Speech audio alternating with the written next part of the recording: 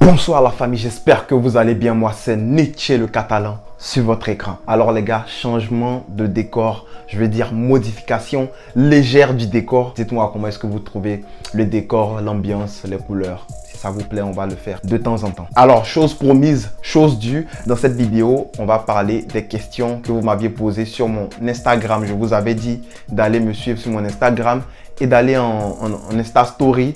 J'avais ouvert un Q&A pour que vous puissiez me poser les questions que vous voulez. Donc certains sont partis me poser ces questions-là et je vais y répondre dans cette vidéo. Sans plus tarder, générique.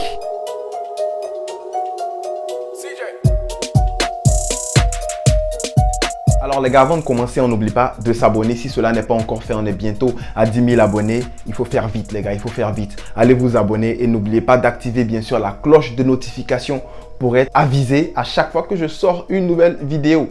On me lâche un pouce bleu avant qu'on commence et c'est parti. Alors pour débuter, les deux premières questions proviennent de Tahirou Diallo. Donc la première c'est: penses-tu que la formation du Barça sera la même au retour des autres joueurs tels que Coutinho et Fati? Et puis l'autre c'est: salut Nietzsche, est-ce que Mingueza ne serait pas mieux sur le côté droit que Dest et Emerson? Parlant de Coutinho et Fati lorsqu'ils reviendront, est-ce que la formation sera pareille? Non, je pense que la formation ne sera pas identique parce que Koeman même, il a dit qu'il comptait en fait sur Coutinho. Il attend le retour de blessure de Coutinho. Donc d'après les news, Coutinho devrait être prêt. En fait, il était prêt contre l'Athletic Bilbao. Mais Koeman ne voulait pas l'utiliser directement dans ce match-là. Du coup, il lui a demandé de continuer l'entraînement, de continuer la prépa physique. Et je pense que Coutinho devrait être prêt contre Retafe. Donc reste à voir. Est-ce que Coutinho maintenant sera titulaire directement? Je pense que non, il va venir progressivement. Ansu Fati aussi. Je pense qu'Ansu Fati sera de retour en septembre.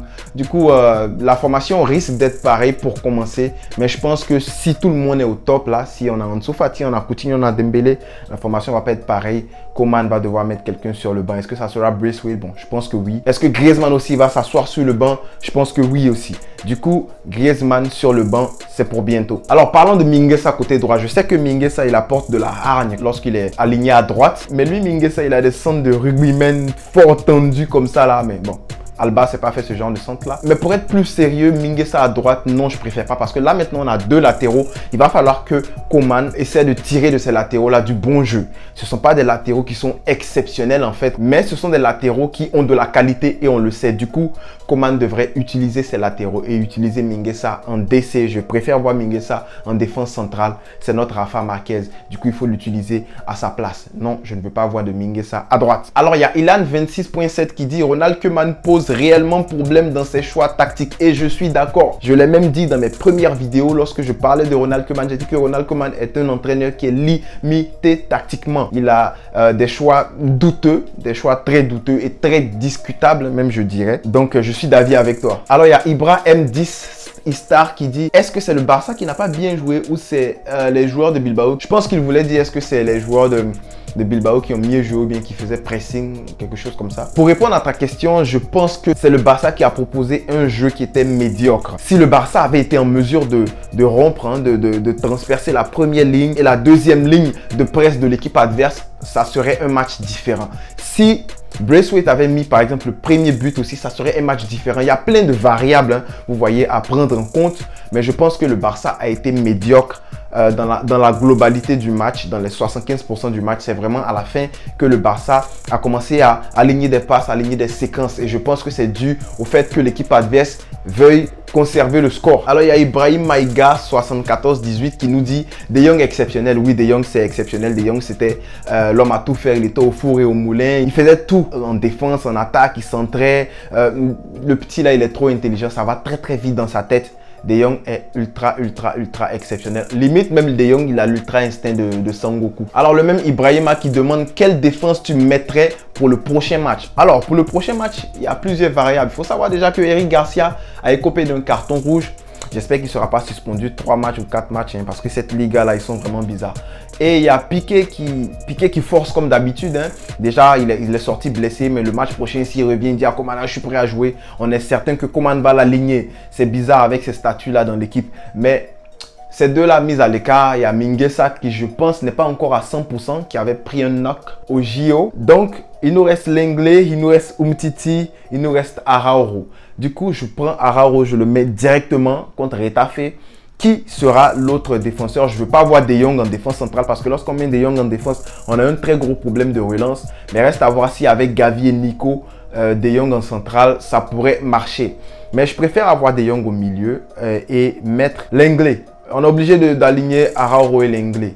Si Mingueza est à 100%, Araujo et Mingueza sans discuter. Mais si Mingueza n'est pas à 100%, ça devra être Araujo et Lenglet. Parce que Umtiti dans cette défense centrale-là contre Retafe, je pense pas que ça sera une bonne chose. Alors, il y a Amin Haït qui dit « Est-ce normal qu'à chaque fois que notre défense a le ballon, j'ai mal au ventre ?» Bon, je te comprends parce que moi aussi, lorsque la défense a le ballon, j'ai un peu peur. Surtout lorsque Neto a le ballon. Mais je pense que c'est aussi dû à l'instabilité du côté de la relance, surtout du côté du gardien. Si on avait un gardien qui relançait très bien, on serait un peu à l'aise. Vivement le retour de Ter Stegen. Alors, il y a Barça FR92 qui dit « Penses-tu que le manque de ne plus avoir Messi s'est fait ressentir sur le terrain ?» Je pense qu'il voulait dire plutôt que le fait qu'on n'ait plus Messi, est-ce que ça se ressent sur le terrain?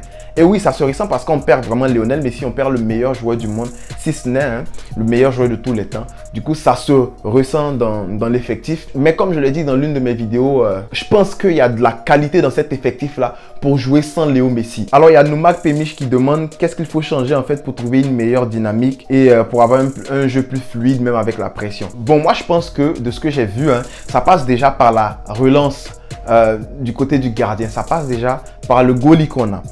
Si le gardien, il n'est pas rassurant, il a beaucoup de latence en fait dans ses relances, s'il perd le temps à faire une relance, à trouver une cible et à lui envoyer le ballon, ça se ressent directement. L'équipe qui tremble, le défenseur va trembler, le milieu défensif va trembler, le milieu va trembler, ça sera difficile.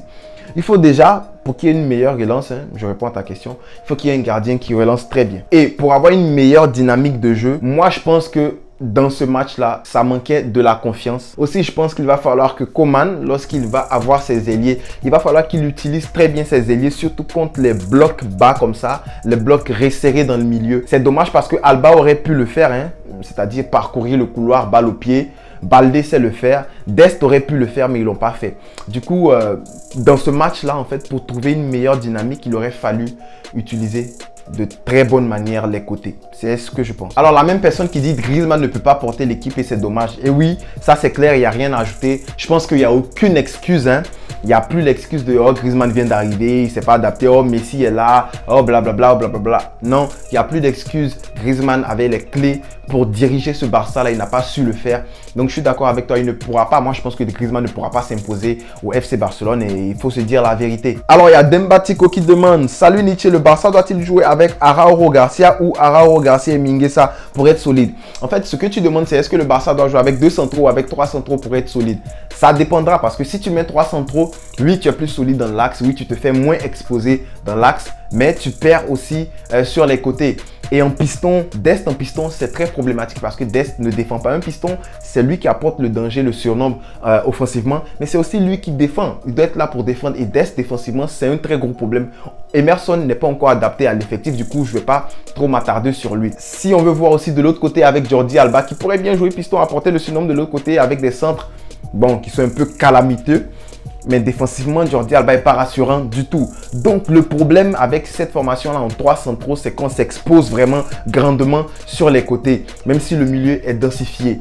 Je pense que le problème n'est pas de passer en 3-5-2. Le problème, c'est plutôt de trouver une dynamique dans le milieu, dans la relance, même en attaque, pour pouvoir conserver le ballon, pour pouvoir être plus dangereux, mais aussi pour pouvoir marquer plus de buts. Parce que plus on a le ballon, plus on est dangereux, plus on marque des buts, moins on se fait traumatiser en arrière. C'est simple. Donc pour moi, c'est pas passer à 3, 4, 5, 6 en arrière. Pour moi, c'est vraiment dans le jeu le problème. Alors, American Boys 21 qui me demande qui t'a dessus le plus dans le match. Presque toute l'équipe m'a attristé dans ce match, y compris le coach même en numéro 1. Parce que je me dis, si ça ne marche pas, Ronald Koeman, tu as 5 changements, tu fais un changement à la 45e, rapide, vite, ça marche pas, tu le fais. Mais Koeman a attendu avant de remplacer qui que ce soit, il nous met un Roberto.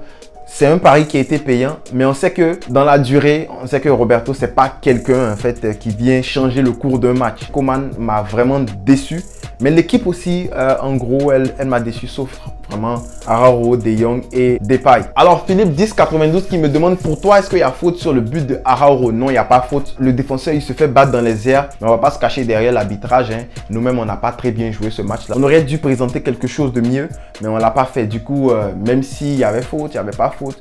On ne doit pas s'attarder là-dessus. Dimitri Lemire qui dit « Comment as-tu trouvé le match de Eric Garcia? Réponds-moi BG. » Non, je ne vais pas te répondre.